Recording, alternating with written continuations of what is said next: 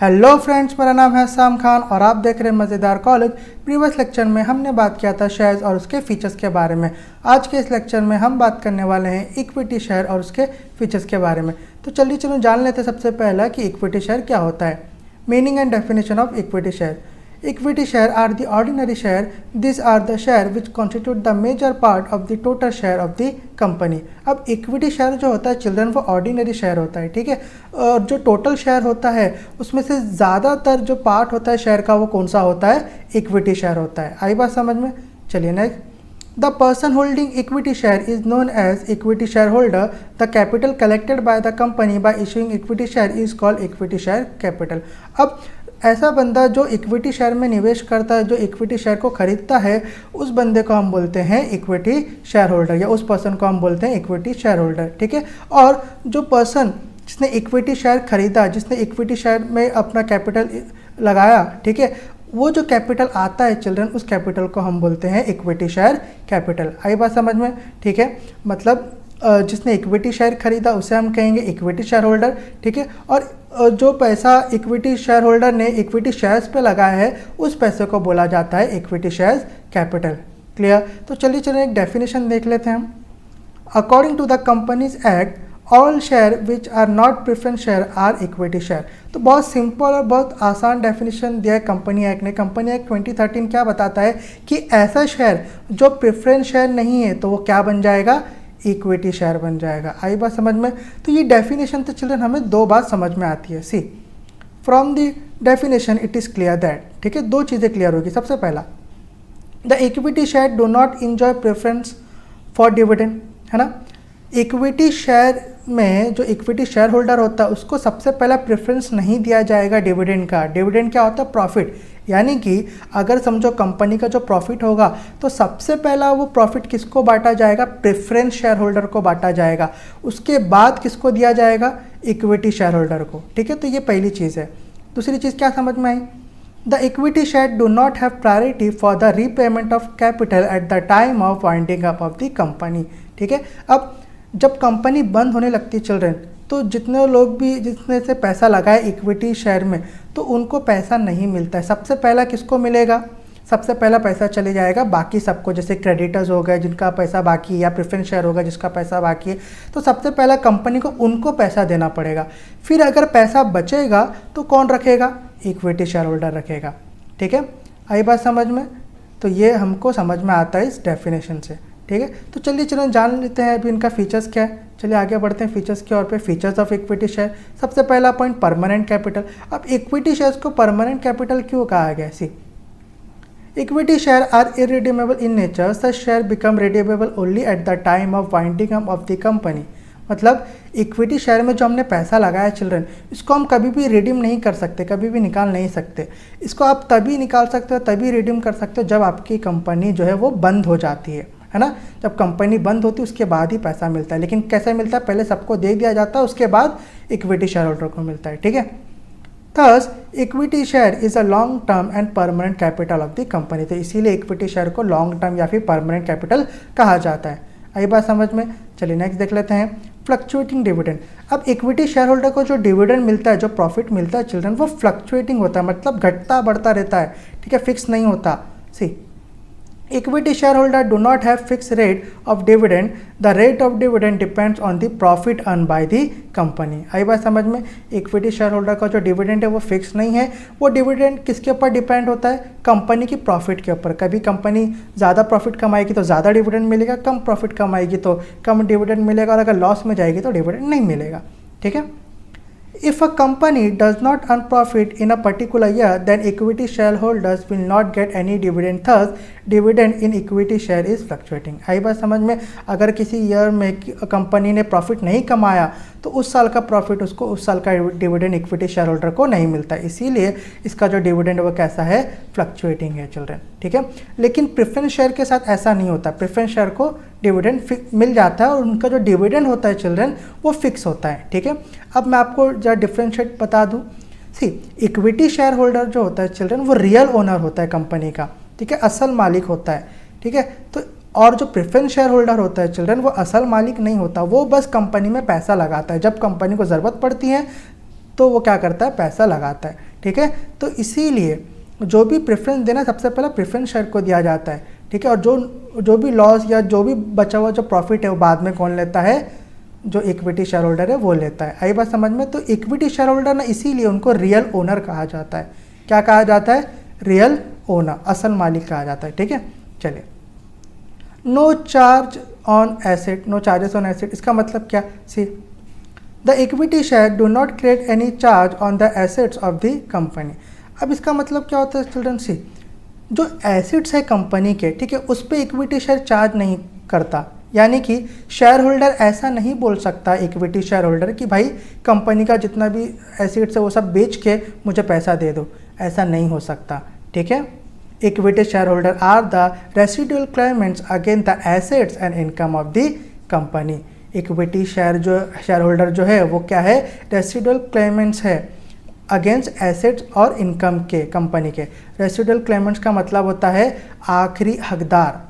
क्या मतलब होता है, आखिरी हकदार, ठीक है। सबको जितना भी प्रॉफिट आएगा या जो भी पैसा आएगा सबको बांटना पड़ता है। पहले क्रेडिटर जो होता है जिनसे उधारी ली जाती है उनको देना पड़ता है, कंपनी को, प्रेफरेंस शेयर होल्डर को देना पड़ता है, ठीक है। ऐसे जिसके पैसे बाकी होते हैं वो सबको देना पड़ता है। फिर अगर पैसा बच जाता है तो वो मिलता है, किसको मिलता है, इक्विटी शेयर होल्डर को। तो इसलिए उसको कहा जाता है रेसिडुअल क्लेमेंट्स, यानी कि आखिरी हकदार। तो कोई भी एसेट्स पर चार्ज नहीं किया जाएगा, ठीक है। इक्विटी शेयर होल्डर ऐसा नहीं बोल सकता कि एसेट्स बेच के पैसा दे दो, नहीं, वो क्या है, वो रेसिडुअल क्लेमेंट्स है। आई बात समझ में। चलिए नेक्स्ट देख लेते हैं। नो प्रेफरेंशियल राइट, इनको पहला हक भी नहीं मिलता। See equity share holder do not enjoy preferential right in terms of payment of dividend and return of capital, है ना। इक्विटी शेयर होल्डर को पहला राइट नहीं मिलता, पहला हक नहीं मिलता। किस में नहीं मिलता, डिविडेंड में भी पहला हक नहीं मिलता, या फिर रिटर्न ऑफ कैपिटल में भी। जो पैसा वो लगाते हैं स्टार्टिंग में, वो जब रिटर्न मिलता है तो उसमें भी सबसे पहला हक उनको नहीं मिलता। पहला किसको जाएगा, बाकी सबको चले जाएगा, ठीक है, प्रेफरेंस शेयर होल्डर को चले जाएगा। और डिविडेंड भी जाएगा तो पहले प्रेफरेंस शेयर होल्डर को जाएगा। So equity share holder get dividend only after the dividend is paid to the preference share holder. आई बात समझ में। इक्विटी शेयर होल्डर को डिविडेंड कब मिलेगा, जब प्रेफरेंस शेयर होल्डर को दे दिया जाएगा, उसके बाद ही। क्लियर। चलिए नेक्स्ट पॉइंट देख लेते हैं, राइट्स। अब इक्विटी शेयर होल्डर जो चिल्ड्रन वो ओनर है तो उनके कुछ राइट्स होंगे। तो क्या क्या राइट्स है, see rights of equity share holder are right to vote, it is the basic right of equity share holder through which they elect directors, alter, memorandum and article of association etcetera. अब इसे ध्यान से सुनना। सी अब इनके पास right होता है vote करने का, वहीं प्रेफरेंस शेयर जो है, प्रेफरेंस शेयर होल्डर, वो लोग रियल ओनर नहीं है तो उनके पास राइट्स वगैरह कुछ भी नहीं होता। लेकिन इक्विटी शेयर होल्डर जो है वो रियल ओनर है तो उनके पास राइट रहता है। राइट क्या होता है कि बोर्ड ऑफ डायरेक्टर को सिलेक्ट करना, है ना। अब शेयर होल्डर जो है वो कंपनी नहीं चलाता चिल्ड्रन, उनके बिहाफ में कौन चलाते हैं, उनके रिप्रेजेंटेटिव। कौन, उनके रिप्रेजेंटेटिव, जिसे हम बोलते हैं board of director, BOD short में बोलते हैं, ठीक है। तो वो चलाते हैं, ठीक है। तो शेयर होल्डर के पास चिल्ड्रन राइट होता है कि वो किसी भी डायरेक्टर को सिलेक्ट कर सकता है ना। और ये उनका क्या है, बेसिक राइट है। और कोई भी जो मीटिंग होती है कंपनी में उसमें वो हकदार हो सकता है, ठीक है, उसमें वो पार्टिसिपेट कर सकता है, ठीक है। और वो इलेक्ट कर सकता है डायरेक्टर को। जब वो डायरेक्टर को इलेक्ट करेगा यानी कि सिलेक्ट करेगा, ठीक है, तो किस तरह से सिलेक्ट कर सकता है, वो चाहे तो डायरेक्टली भी सिलेक्ट कर सकता है, ठीक है। और वो उसके पास और क्या राइट्स है, उसके पास ये भी राइट्स है कि वो मेमोरेंडम में और आर्टिकल ऑफ एसोसिएशन में भी ऑल्टर कर सकता है, कुछ चेंजेस कर सकता है। अब मैं आपको डिफ्रेंशिएट समझाता हूँ मेमोरेंडम और आर्टिकल ऑफ एसोसिएशन। मेमोरेंडम क्या होता है चिल्ड्रन, मेमोरेंडम एक ऐसा डॉक्यूमेंट होता है जहाँ पे कंपनी की फंडामेंटल इन्फॉर्मेशन होती है, मतलब कंपनी के बारे में हर छोटी चीज़ लिखी होती है, ठीक है, वो इस तरह का डॉक्यूमेंट होता है। वहीं आर्टिकल ऑफ एसोसिएशन क्या होता है, ये भी एक डॉक्यूमेंट होता है लेकिन इसमें कंपनी के रूल्स और रेगुलेशन लिखे होते हैं। आई बात समझ में। तो इक्विटी शेयर होल्डर के पास ये राइट है कि वो मेमोरेंडम और आर्टिकल ऑफ एसोसिएशन को भी ऑल्टर कर सकता है, उसमें कुछ चेंजेस कर सकता है, और बोर्ड ऑफ डायरेक्टर को सिलेक्ट कर सकता है ना, और मीटिंग में पार्टिसिपेट कर सकता है, ठीक है। तो ये इसके कुछ राइट्स है। और क्या राइट है इसके पास, right to share in profit, they have right to share in profit when distributed as dividend, है ना। और उनके पास और एक राइट क्या है कि वो प्रॉफिट में भी हिस्सेदारी ले सकते हैं, जब भी डिविडेंड को डिस्ट्रीब्यूट किया जाता है तो वो उसमें भी अपना शेयर ले सकते हैं, ये भी इनके पास राइट है। और क्या राइट्स है, right to inspect book, equity share holder have right to inspect statutory books of their company. अब इक्विटी शेयर होल्डर जो चिल्ड्रन वो रियल ओनर है ना, तो उनके पास ये भी हक है कि वो जो भी बुक्स है, बुक्स ऑफ अकाउंट होते हैं, लेजर होते हैं ना, ये सबको क्या कर सकते हैं, इंस्पेक्ट कर सकते हैं, जांच पड़ताल कर सकते हैं। ठीक है, आई बात समझ पे। लेकिन प्रेफरेंस शेयर होल्डर के पास ये सब कोई भी राइट्स नहीं होगा। और क्या राइट्स होते हैं? Right to transfer share. Equity share holder enjoy the right to transfer the share as per the procedure laid down in the article of association, है ना।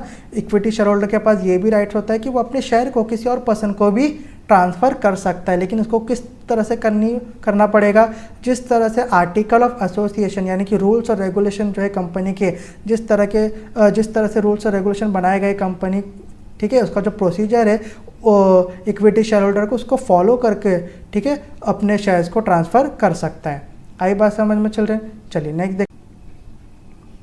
Controlling power. अब कंट्रोलिंग पावर क्या होता है children? So equity share holders are the real owner of the company, so they have certain power. अब क्योंकि equity share holder real owner है children, तो उनके पास कुछ पावर होते हैं, जैसे कि for example they participate in the management of the company, they are allowed to vote on all matter related to the company, they elect their representative known as board of director to run the company on behalf of them etc।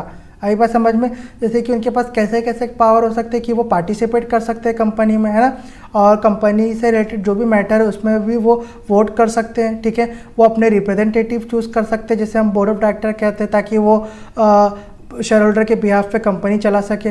आई बात समझ में? तो वो owner है children, तो इसीलिए उनके पास ये सारी पावर्स होती हैं।